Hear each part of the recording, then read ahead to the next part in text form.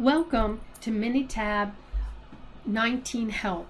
This is our first look at MINITAB 19, and what we're going to find is in MINITAB 19, if it's on your Windows computer, if you click onto any one of the data files that's a MINITAB data file, it will open up into. So MINITAB 19 looks like this. It's a little bit different than MINITAB 18. MINITAB 18 looks like this. MINITAB 18 has the sessions window. This is where things will appear, or if I want to do command lines in here, I'd click into the sessions window, say editor, and I'd want my command lines. The command lines would show up over here on this side, and all my results happen in the session window, or graphs will appear.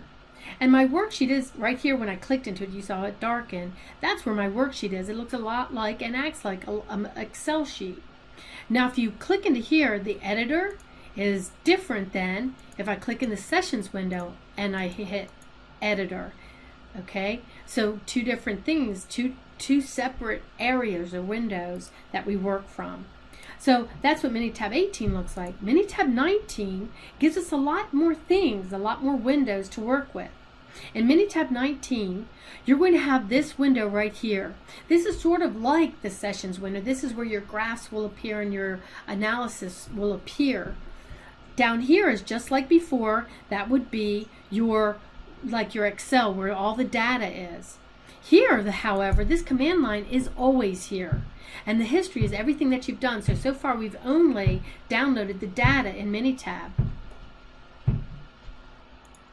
The navigator is going to show you everything you've done in your MINITAB session. So let's get started. We're going to do pie charts, relative and frequency and relative frequency charts or tables, and then we're going to do a relative frequency bar graph and see how we would do all that in MINITAB 19. So it's going to be very much the same steps that you would take. I'd go into graphs, I'd go for a pie chart. Now I want to make sure that I have counts of unique values because my data is unique. If it was in a table, I would hit this, charts values from a table, but we don't have that. Now I need to let MINITAB know which column my data's in. So I left click into this categorical variable box, and as you see, what appeared is the columns that have data in it. We only have one column and it is categorical, so it would appear. But if I had lots of columns, only the categorical variables would appear. So in order to let MINITAB know I want to use it, I could either left click on that and hit select, or I could just double left click on blood type and it would appear in there. I hit OK, and this is MINITAB's default. Now I don't want my graph to look like that. I want it to look differently, so I need to edit it. So I'm going to left click into my chart and I'm going to edit this pie chart. So I'm going to go, I hit the arrow, or I could have just right clicked onto my my pie chart area and hit edit graph. Either way, you'll get to edit the graph and it pops out. Now I can change the title. I want to make a good title, and we know in our class we're always going to say distribution of, because it's we're showing the distribution, the variable value, you know, the different blood types, O, A, B, that type of stuff, and B. Distribution of, blood type, and we want to give a little more information if we can for our 50 patients.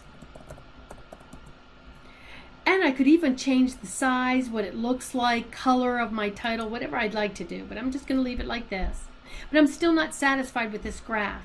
I'd like to add slice labels and the percents that go with it. So once again, I'm going to right click onto my graph and I want to add. So what I did is I took my cursor and I'm right in here and I right click and I go to add, and what I want to do is I want to add slice labels. And with the slice labels, not only do I want the category name, but I want the percents, because pie charts, that's generally what we look at. So now I know type O is my majority of people had type O. It's the most common blood type, and the least amount, AB, my least common blood type is AB, and I can see that clearly. Now if I want to copy this graph into a document, I would hit OK, and in here I could either with the down arrow click copy the graph, or I could have right clicked into the area. I go to my Word document, and for pie chart, I'm going to do Control V, would paste the graph, or I could just right click and hit paste in here, and now I've got a graph, and I can size it so it's not so big, or if I wanted it bigger I could make it bigger. Now we're going to do a relative frequency bar graph. So I would hit graph, I'd go to bar, and it's called a bar chart. Again, I want counts of unique values. I don't want function of a variable. I don't want values of a table. We have the counts of unique values right in here. Now, I don't want either one cluster or stacked. I want simple because I only have one variable, so I'd hit OK. Now, once again, I make sure that it's ready to get my categorical variable, so I left click into categorical variable, and now I'm going to let MINITAB know which column. So I'm going to double left click on blood type and hit OK. Now I have my default MINITAB graph, but I want to edit it. So I left click in here. I want to edit the graph, and again I'm going to change the title, distribution of blood type, and I could just say for sample of 50 patients. You know, whatever I wanted to do. Let's say this time I want to change it to, I don't know, Calabria as my font, Calabria, and I want it to be size 14, and I want the color to be blue. Let's say a nice blue. So a really good title. And I want to change, is there anything else? No, I'm going to just leave it like that.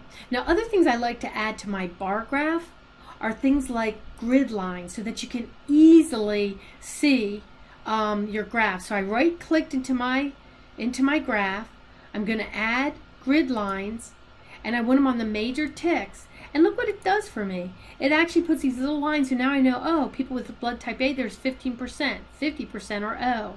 It gives you a guideline so it's easier to read what the value is. So here are my variable values, A, B, B, and O, and how often they occur. That's the count, and that's why we call this a distribution of blood type for this sample of 50. But I didn't want, let's say that I wanted a relative frequency bar graph. How do I change that? Well, once again, I right click into my graph, and I want to change the graph. So I want to go not into add, but I want to do graph options, and I want to change how the Y is presented. I want it to be a percent. So I hit that, I hit OK, and now it's percent. Now, if I had changed the actual label for my y-axis earlier, I would have to change it to percent or relative frequency right now, because it will keep the label. If you change the label or title, it's going to keep that title all the way through. How do I know this is a percent? Because right here it tells me it's percent calculated within all data. So now I hit OK, and now I can copy that graph.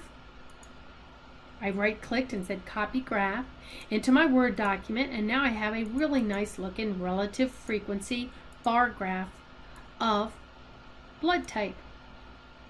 Now what if I wanted to do a frequency and relative frequency table? Well, I would go into stat, I'd go to tables, I want to tally these the variable and their values. What variable do I want? Blood type. So I make sure I left click in there, but I know it was in there because I saw the cursor clicking. So it's asking, hey, what variable do you want? And I'm going to say blood type. But I don't just want counts, I wanted percents, I wanted relative frequency. And I hit OK, and there it comes, nice out there for me. And now I'm going to copy this, but I have to be careful when I paste it into my Word document. A lot of times if there's words in there, you have to skip a line in your Word document and then do either Control V or paste to get, so you don't have these being 1, 2, 3, 4, 5. But as you can see, this is really small. I don't like that it's so small. So I'm going to go in here and I want to change the font in here. So I have to change it in Word, and I'm going to change it to 14 so I can see it, or 12, you know, whatever the rest of the font is in my thing. And now I've got a nice table that has frequency and relative frequency in there. So it makes it kind of nice for us to look at. And I can expand it so I can make it look really nice, make the table look very, very nice. So these are the things that you can do in MINITAB, and lots of MINITAB 19 will get more and more into it. But let's take a look at what happened here. We have our history of what we did in this session. We also can go back to anything else that I did in here. So if I wanted to see my pie chart again, I could click on it and change things if I wanted to. If I want to go back to my blood type and they wanted a frequency graph, I could change it to, so let me show you. Let's go in here. Let's edit this graph, and let's say that I had changed this. I wanted it to really look good, and I wanted to do relative frequency. So I put relative frequency there, okay? But later on they said, no, we want a frequency bar graph. So I'd have to right click, go to graph options and say, oh no, I don't want to show it as a percent, I just want it normal. So I hit okay. Look what happens because I had changed my y-axis to relative frequency. It doesn't go to the default MINITAB, which is count. It will keep relative frequency. So now, once you change these labels and titles, if I change anything in the graph, you got to change things to let whoever's going to look at this and yourself know what you did. So I've got to change this back to just a frequency graph. And now I have a frequency distribution. And now I know out of my 50, 15 had type A, and out of my 50, 25 patients had O blood type, and so forth. So that's how you would work in there. So again, you can get back to anything that you did and get back to it. So, and in here, once again, that's the history. You can save your whole file. You can save the whole project. You can save just the, so you could save the project, give it a name. But this is how you would save your whole project, is just do file, save project as, and put it wherever you want on your computer so that you have that in case something goes wrong with your, or you find out, oh no, I didn't do this for one of the problems. You won't have to start over again from scratch. Okay, so thank you for watching. I hope it was helpful, and I will see you in class.